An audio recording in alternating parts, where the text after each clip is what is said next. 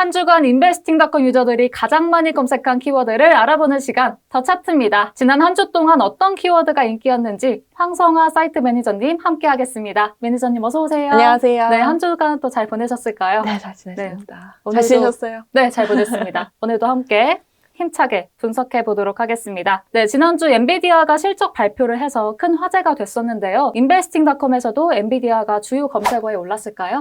네, 엔비디아는 인베스팅닷컴에서도 주요 인기 검색어였는데요. 네. 검색량이 전주 대비 296% 증가하며 72만 뷰를 기록했습니다. 실적 발표 효과가 컸던 걸까요? 네, 맞습니다. 지난달 27일 엔비디아가 실적을 발표했는데 지난 분기 엔비디아의 매출은 전년 동기 대비 78% 증가한 393억 달러, 순이익은 80% 늘어난 220억 달러를 기록했습니다. 네. 시장에서는 중국 리스크와 AI 반도체 시장 성장 둔화에 대한 우려가 있었지만 예상보다 강한 실적을 발표하며 투자자들의 불안을 해소했는데요.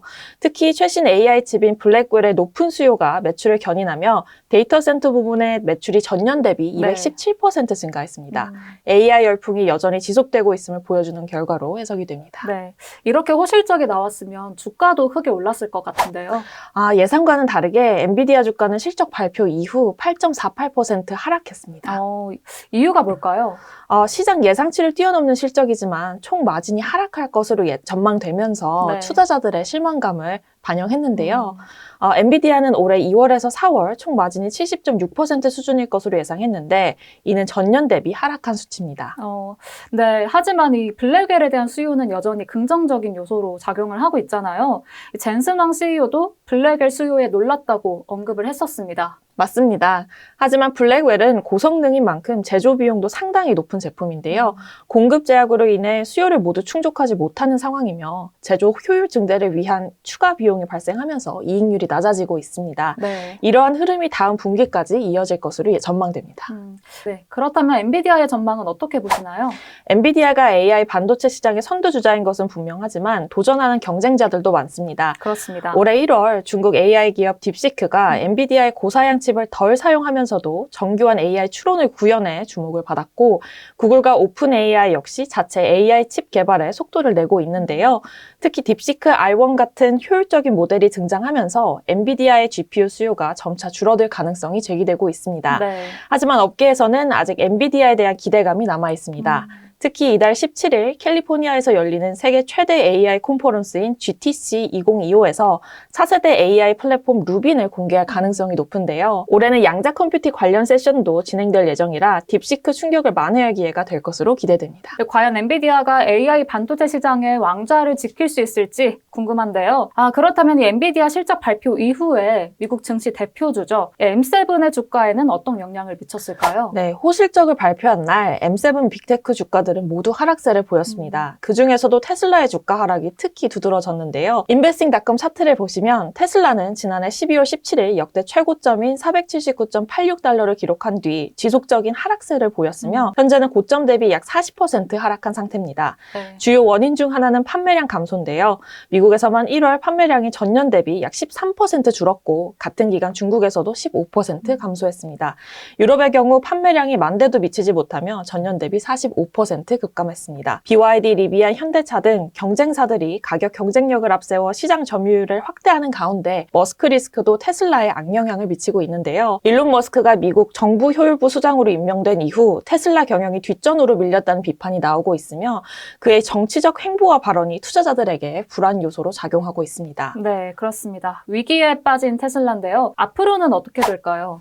단기적으로는 경쟁 심화, 마진 축소, 머스크 리스크 등으로 인해 주가 변동성이 클 것으로 보입니다. 네. 금리, 경기도나 공급망 문제 등 거시적 요인도 영향을 미칠 수 있습니다. 하지만 장기적으로 보면 테슬라는 여전히 미래 성장 가능성이 높은 기업입니다. 자율주행 소프트웨어 FSD의 성공적인 출시나 새로운 모델 대중화가 이루어진다면 주가는 다시 반등할 가능성이 있습니다. 네. 즉 테슬라는 여전히 혁신과 리스크를 동시에 안고 있는 성장주입니다. 네. 또 이렇게 테슬라 얘기를 하니까 궁금해진 게 있는데요. 한때 제2의 테슬라로 불렸던 니콜라의 근황이 또 궁금합니다. 최근에는 파산 보호 신청을 했다고 들었는데요. 어떻게 된 걸까요?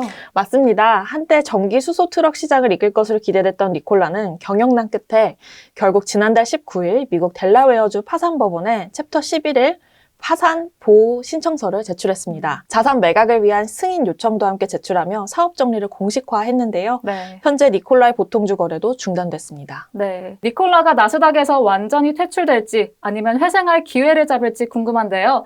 비슷한 사례도 있었는지 함께 알아보겠습니다. 지금부터는 서성지 마케팅 매니저님께서 분석해 주시겠습니다. 안녕하세요. 인베스팅닷컴 마케팅 매니저 서성지입니다. 한때 포드의 시가총액을 넘어섰던 니콜라는 2025년 2월 19일 재정적 어려움과 자금 조달 실패로 인해 챕터 11 파산 보호를 신청하고 자산 매각 계획을 발표했습니다. 이에 따라 나스닥은 같은 날 니콜라에 대한 상장 폐지를 통보했으며 2025년 2월 26일부터 주식 거래가 중단되었습니다. 미국 시장에서는 나스닥에서 상장 폐지되더라도 이후 장외 시장에서 거래가 가능한데 현재 니콜라도 상장 폐지 이후 장외 시장에서 거래되고 있는 것을 확인하실 수 있습니다. 니콜라는 시장 경쟁 및 재무적 어려움으로 인해 파산 및 자산 매각을 최선으로 생각하여 이러한 결정을 내린 것으로 알려졌습니다. 니콜라 경영진의 자본 조달 및 부채 감축 노력에도 불구하고 끝내 극복에 실패하였습니다. 니콜라가 파산 신청을 하고 나스닥에서 퇴출되었지만 회사가 당장 사라지는 것은 아니기 때문에 직원들이 바로 일자리를 잃는 것은 아닙니다. 하지만 자산 매각에 따른 구조조정 및 고용 감축은 필연적인 것으로 예상됩니다. 또한 니콜라의 파산은 관련 부품 공급업체, 협력사 등 연관 기업들에게 부정적인 영향을 미칠 수 있습니다. 특히 니콜라는 운송 및 수소 인프라 산업에 투자하고 있었기 때문에 해당 산업에도 영향을 미칠 가능성이 큽니다. 향후 니콜라는 법원 승인하에 일부 서비스 및 트럭 운영을 유지할 계획이지만 지속 가능성은 매우 불확실한 상태입니다. 만약 대형 자동차 기업이나 투자자가 니콜라가 가지고 있는 수소 연료 전지 트럭과 충전 네트워크 개발 경험 등을 높게 평가한다면 살아남을 가능성이 존재합니다. 현재 탄소 배출 규제가 강화되고 있기 때문에 친환경 자동차 수요 증가 가능성이 있어 니콜라 기술에 관심이 있는 기업들이 있을 수 있습니다. 그럴 경우 니콜라의 기술과 브랜드를 인수한다면 사업이 유지될 수도 있습니다. 하지만 이 경우에도 니콜라의 브랜드로 회생할 수 있을지는 불확실하며 현재 챕터 11 이후 회사의 주요 자산이 매각되면 니콜라의 독립적인 회생 가능성은 매우 낮아지게 됩니다. 현재 글로벌 전기차 시장의 경쟁은 매우 치열하며 특히 중국 전기차 업체들의 빠른 성장과 관세 영향으로 인해 테슬라를 비롯한 미국 전기차 업체들의 주가가 하락하고 있습니다. 특히 테슬라는 지난 한 달간 주가가 27% 이상 하락하며 투자자들의 고민이 깊어지고 있습니다. 인베스팅 프로를 통해 살펴보면 애널리스트들은 현재 가격에서 어느 정도 상승할 가능성이 있는 것으로 평가하고 있지만 애널리스트들의 목표치는 최저 135달러에서 최대 550달러로 매우 편차가 큰 것을 확인할 수 있습니다. 투자 모델의 경우 여전히 소폭 하락할 가능성이 있는 것으로 평가하고 있습니다. 모건 스탠리는 테슬라를 최고의 종목으로 선택하기도 하였으며 AI와 로봇공학 등으로 다각화하며 경쟁력을 강화하고 있지만 일론 머스크의 정치적 활동이 주가에 영향을 미치고 있는 것으로 보여지고 있어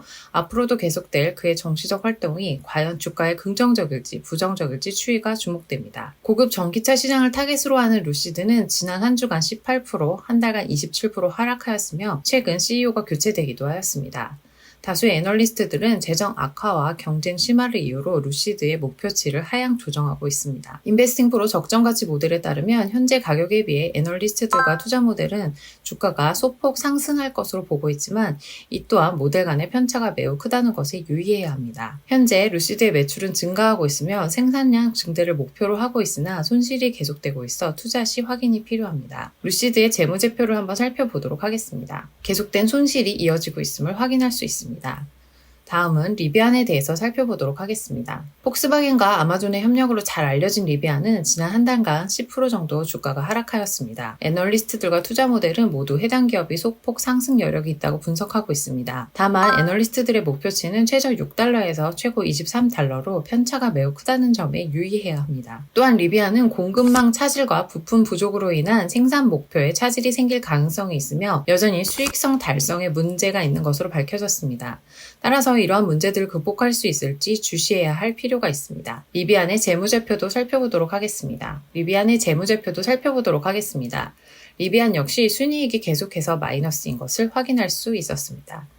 물론 테슬라도 주당 순이익이 2029년까지 계속 마이너스였던 것들을 고려한다면 이들이 과연 기술적, 재무적 어려움을 극복하고 제2의 테슬라가 될 수 있을지 추이가 주목됩니다. 최근 비아드의 전기차에 자율주행 기술이 더해지며 주가가 상승하고 있는 가운데 미국에서는 전기차 지원 정책이 상당한 변화를 겪고 있습니다. 2025년 1월 21일 트럼프 대통령은 바이든 전 대통령이 2021년에 서명한 2030년까지 신차 판매의 50%를 전기차로 전환하는 행정명령을 철회했습니다. 또한 50억 달러 규모의 전기차 충전소 건설 지원 프로그램 자금 집행을 중단하고 2035년까지 가솔린 차량 판매를 중단하려는 캘리포니아주의 계획에 대한 면제 조항을 처리하려는 움직임도 보이고 있습니다. 또한 배터리 소재에 대한 관세 부과 계획으로 인한 생산 비용 증가 등이 예상되고 있어 전기차 산업 전반에 난관이 예상되고 있습니다. 기업들은 이에 대한 대응 전략 마련이 필요할 것으로 보여집니다. 이렇게 관심 있는 기업의 다양한 정보를 손쉽게 확인하실 수 있는 인베스팅 프로를 한 달에 커피 2잔 가격으로 구독하고 투자에 활용하실 수 있습니다.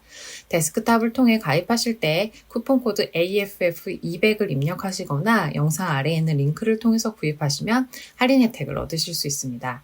그럼 저는 다음에 또 다른 정보로 찾아뵙도록 하겠습니다. 감사합니다. 네, 지금까지 서성지 매니저님의 분석이었습니다. 오늘도 함께 해주신 황성아 매니저님 고맙습니다. 감사합니다. 네, 저희는 다음 주에도 새로운 키워드와 인사이트로 찾아뵙겠습니다. 그럼 만사부 만감부 고맙습니다.